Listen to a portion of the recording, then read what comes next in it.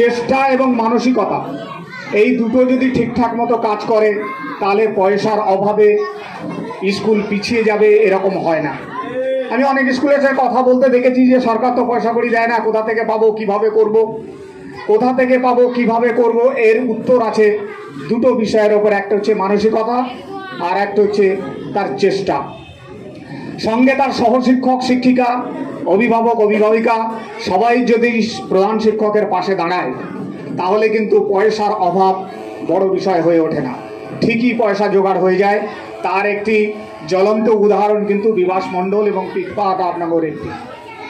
সুতরাং এরকম একটা দারুণ জিনিস এই সার্কেলে হয়, আমাকে নিজেকেও খুব গর্বিত বোধ করছি।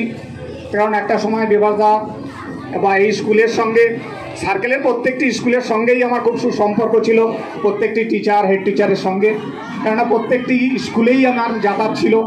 তো আজকে এই স্কুলটি এইরকম একটি কাজ করতে পেরেছে, তাতে নিজেও ভালো লাগছে। এবং ভালো লাগছে বলেই বিভাসদা যখন আমন্ত্রণ করেছিলেন তখন কিন্তু সেই আমন্ত্রণ রক্ষা করতে আমি এসেছি। এসে এখানে সবার সঙ্গে দেখা হলো, ভালো লাগলো। ম্যাডামের কথার প্রতিধ্বনি করে শুধু বলবো যে একটা স্কুল হয়ে যেন শেষ না হয়ে যায়, আরও যে স্কুলগুলো আছে তারাও চেষ্টা করুক। টাকা কিন্তু বড় বিষয় নয়, সদিচ্ছাটাই বড় বিষয়। তাদের সবার সদিচ্ছা আশা করি যারা আছেন তারা করবেন। এবং আগামী দিনে এই সার্কেলের আরও অনেকগুলো স্কুল, আরও এই স্কুলের চেয়ে আরও বড় স্কুল রয়েছে আমাদের সার্কেলে, যেখানে অনেক বেশি বাচ্চা পড়ে, অনেক দূর দূর থেকে বাচ্চারা আসে।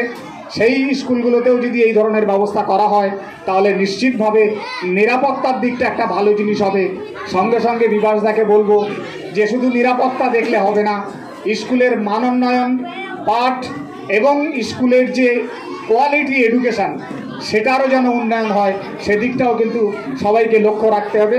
সবাইকে শ্রদ্ধা, ভালোবাসা এবং নববর্ষের শুভেচ্ছা জানিয়ে শেষ করছি। ধন্যবাদ। মূল্যবান মতামত দেওয়ার জন্য আরশাদ ভাই।